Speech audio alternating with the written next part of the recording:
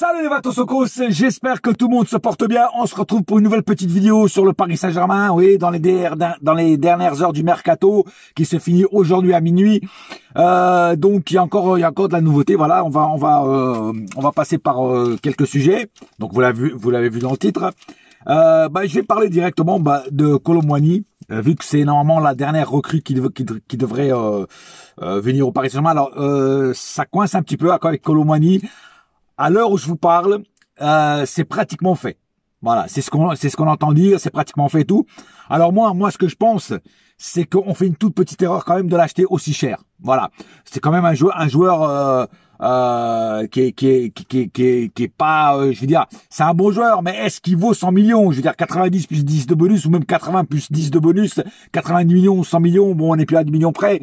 Franchement, est-ce que ça vaut vraiment le coup? Et c'est là que tu vois que quand on a les joueurs à portée de main en Ligue 1, on les laisse partir, ils flambent ailleurs, et après on est obligé de les racheter une fortune. Franchement, c'est n'importe quoi, c'est débile. Voilà, je vous le dis franchement.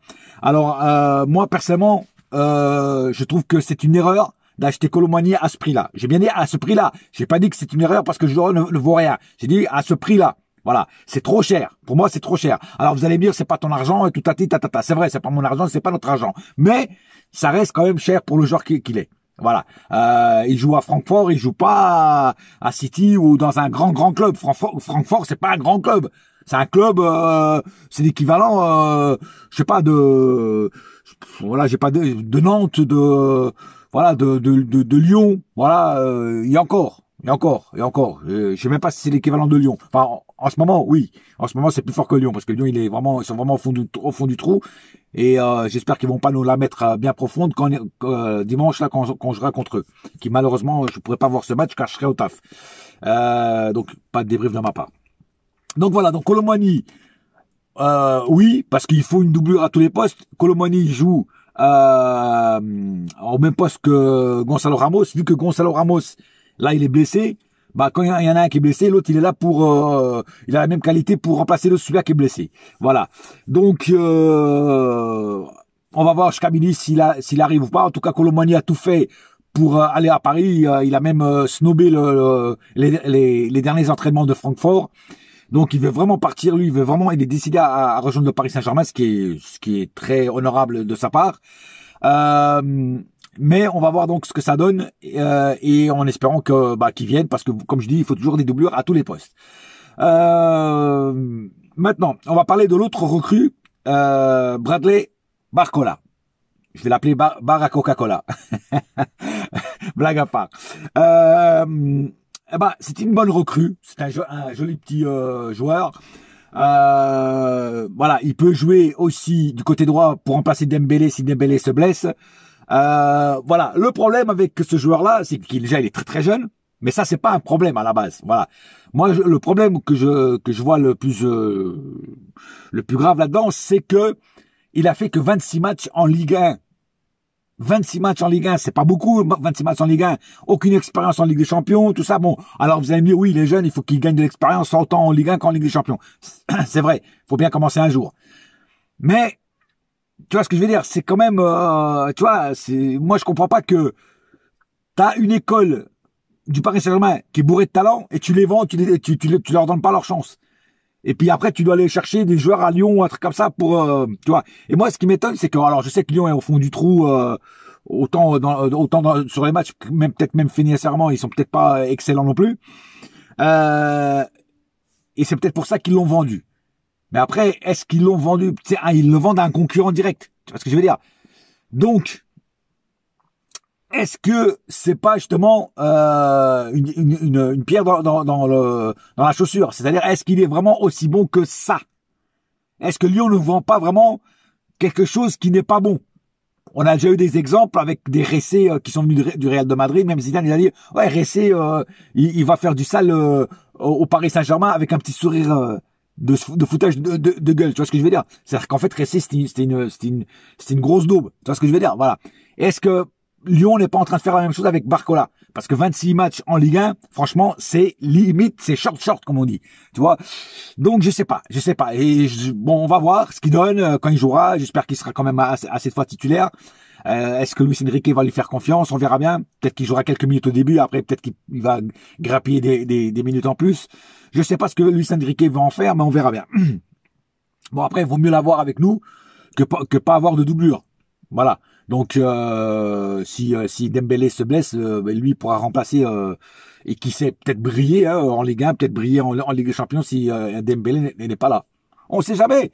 Des fois, les petits jeunes comme ça crée des surprises. Voilà. On verra bien. Donc, affaire à suivre. Maintenant, parlons de Verratti. Ciao Verratti. À bientôt. Non, pas à bientôt, mais voilà. Verratti, normalement, Luis Enrique ne compte pas sur lui. Apparemment, il a même dit que tant qu'il serait entraîneur, il ne jouerait jamais. Donc c'est clair et net et précis. Donc Verratti veut partir. Apparemment, il serait peut-être en départ vers l'Arabie Saoudite.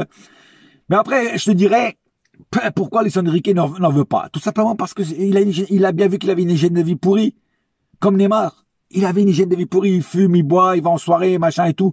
Bah, c'est normal. Puis il a pris des kilos, et c'est normal qu'il se blesse souvent, et c'est normal que Luis Enrique n'en veut pas. Tout bon entraîneur qui se respecte ne veut pas d'un joueur comme ça, ne veut pas d'un joueur qui ne respecte pas l'institution, dans le sens, je fais ce que je veux, je bois, je fume, je baise, et j'en ai rien à foutre de vous. Voilà. Et là, bah, Luis Enrique, il a mis les points sur les i directement. Tant que je serai là, tu ne joueras jamais. Voilà. Donc, vaut mieux que tu partes. Bon, voilà, c'est ce qu'il essaie de faire. Je sais pas si c'est déjà fait, si c'est pas fait, je sais pas. Mais en tout cas, Verratti, après Capri c'est fini, Verratti c'est fini aussi. Voilà. Donc, voilà. Moi, je souhaite que le meilleur, parce qu'il nous a quand même apporté beaucoup de choses au milieu, beaucoup de tempérament au milieu, beaucoup de sauces piquantes au milieu, du bon, du mauvais. Le bon, c'est qu'il grappillait beaucoup de ballons, surtout au début quand il est arrivé, et il lançait des caviars aux joueurs qui étaient devant. Du mauvais vers la fin, les 2 dernières années là, c'était plus possible, toujours blessé, pas au top, des matchs un peu en montagne russe, tu vois. Donc il faut pas pleurer, il faut arrêter d'être fan de joueurs, il faut être supporter du Paris Saint-Germain et ne pas fan de joueurs. Voilà, c'est comme ça, c'est fini. Maintenant une page se tourne. De toute façon, il fait partie de la remontada. Il reste encore Marquinhos, Kimpembe, que eux aussi font partie de cette époque de la remontada, qui pour moi, je l'ai déjà dit sur Kimpembe, pour moi Kimpembe n'a plus rien à faire au Paris Saint-Germain. Ça fait longtemps qu'il a tout donné, il doit aller voir ailleurs aussi. Et Marquinhos, pareil, c'est plus le même Marquinhos, et c'est encore le seul qui nous fait rappeler la remontada. Donc automatiquement, ces deux-là doivent encore partir. Voilà. Pour que le nettoyage soit fait vraiment à 100%, et comme je dis, le nettoyage à sec soit fait à 100%, il faut faire dégager ces deux joueurs-là encore, qui nous rappellent malheureusement des très très mauvais souvenirs. Voilà. Maintenant, parlons du tirage de la Ligue des Champions. Alors là, on a décroché le pompon. C'est-à-dire un groupe très très dur. Bon, il y en a qui disent c'est le groupe de la mort. Alors, on va dire oui et non.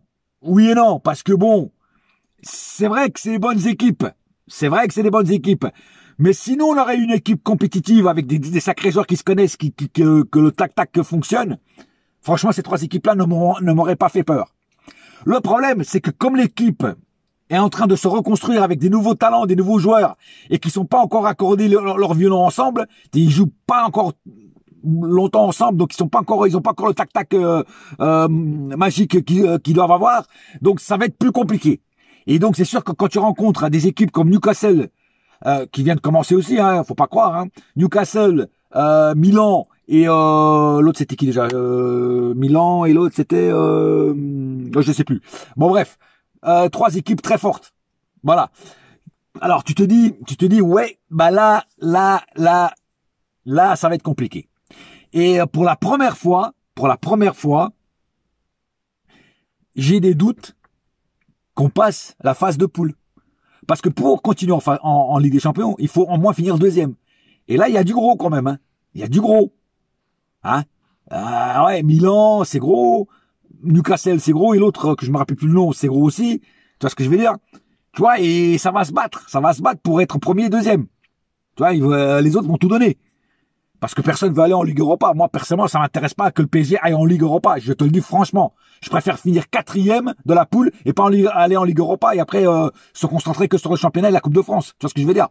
Voilà. De toute façon, dans une année de transaction, une année de reconstruction, tu peux pas demander énormément à une équipe. Tu peux pas demander à cette équipe-là d'aller gagner la Ligue des Champions. Après, s'ils le font, bien sûr, je serais content. Je serais heureux. Voilà, ça serait un événement, un phénomène extraordinaire. Tu vois ce que je veux dire? Mais je pense que comme l'équipe est en reconstruction, certains joueurs viennent d'arriver, ça va être compliqué quand même cette année d'aller très très loin en Ligue des Champions. Voilà, surtout d'aller avec des équipes qui se connaissent déjà et tout ça, quoi. Tu vois ce que je veux dire? Voilà. Donc voilà, ça va être compliqué. Après, les mecs, faites-moi fermer ma gueule et sortez vos coronets et tapez toutes les équipes qu'il y a dans cette poule. Et pourquoi pas finir premier? On sait jamais. Des miracles, il y en a. Et voilà. Bon, alors moi, j'y crois quand même. Hein. Attention, hein, je dis pas que je suis en train de me chier dessus ou en train de sortir les Kleenex, tu vois. Moi, j'y crois. Comme supporter, comme vrai supporter du Paris Saint-Germain, je croirais toujours en mon équipe, même s'il y a des fois, je sais qu'il n'y a aucun espoir, mais je le croirais toujours en mon équipe. C'est ce que je veux dire. Mais pour moi, ça va être plus compliqué que les autres années, la phase de poule. Après, tu vas me dire, en Ligue des Champions, il faut battre tout le monde pour gagner cette coupe. Ça, c'est vrai. Et puis pourquoi pas commencer tout de suite dans le dur pour peut-être finir plus facilement après. Pourquoi pas aussi. Voilà. En tout cas, on va voir ce que ça donne. J'espère. En tout cas, moi, tu vois, s'ils perdent, mais que j'ai vu qu'ils ont tout donné sur le terrain, qu'ils se sont battus comme des lions, mais qu'ils sont tombés sur plus fort qu'eux, je leur en voudrais pas. Je serais déçu, évidemment, mais je leur en voudrais pas. Par contre, si je vois que c'est des navettes qui sont sur le terrain, hein, des radis, des poireaux et des carottes qui en font pas une, ah là ça va être chaud dans le débrief là, je vais leur défoncer le crâne. Tu vois ce que je veux dire? Enfin, c'est une image. Hein. Tu vois ce que je veux dire? Voilà. Il y a la manière de perdre et tu vois ce que je veux dire? Voilà. Donc il faut, si tu perds quand même comme un viking sur le terrain, comme un guerrier. Tu vois? Si tu perds comme une lavette, là ça va pas le faire avec moi. Voilà. Ni avec moi, ni avec personne, ni avec les vrais supporters. Donc on va voir, ça va être compliqué. Voilà, donc apparemment groupe de la mort, oui, groupe de la mort, c'est vrai. Bon, enfin moi je peux pas vraiment appeler ça un groupe de la mort. Groupe de la mort, pour moi ça serait si on serait avec Real de Madrid, City, Bayern de Munich. Là ça serait un groupe de la mort. Tu vois ce que je veux dire? Là c'est un groupe, on va dire de semi-mort. Je sais pas si vous me comprenez. Voilà, c'est faisable, mais ça va être compliqué. Voilà. Ça sera ma phrase de la fin. Voilà les amis, c'est tout pour cette vidéo. J'espère qu'elle vous a plu. J'ai fait le tour. On va attendre les dernières heures du mercato pour voir s'il y a encore quelque chose qui bouge. Si Colomoni arrive, s'il n'arrive pas, bah tant pis. Voilà, on fera avec. Et en tout cas, ce recrutement de cette année a été plus intelligent. Ah, on a aussi bien vendu, on s'est bien débarrassé des indésirables. Voilà, donc bon, il y en a encore un qui celui-là, s'il est collé avec de la colle glue, c'est Kurzawa. Celui-là, on n'arrive pas à s'en débarrasser. Voilà, ça va être dire qu'on l'a prolongé 4 ans encore. On l'avait prolongé 4 ans quand on l'avait prolongé. Tu vois, la grosse erreur qu'on a fait de faire ça, mais bon, voilà. Donc lui, il veut pas bouger son cul. Alors pour moi, c'est loft et puis tu bouges pas, puis c'est tout. Voilà, si lui il aime bien être dans le loft et perdre son temps dans le loft, ça prouve qu'il a aucune mentalité ce mec. Voilà, tout simplement. Voilà, sur ce. N'oubliez pas une chose, un seul cœur, un seul club, c'est Paris ma gueule, yes my friend, et la saga continue. Allez, bouya!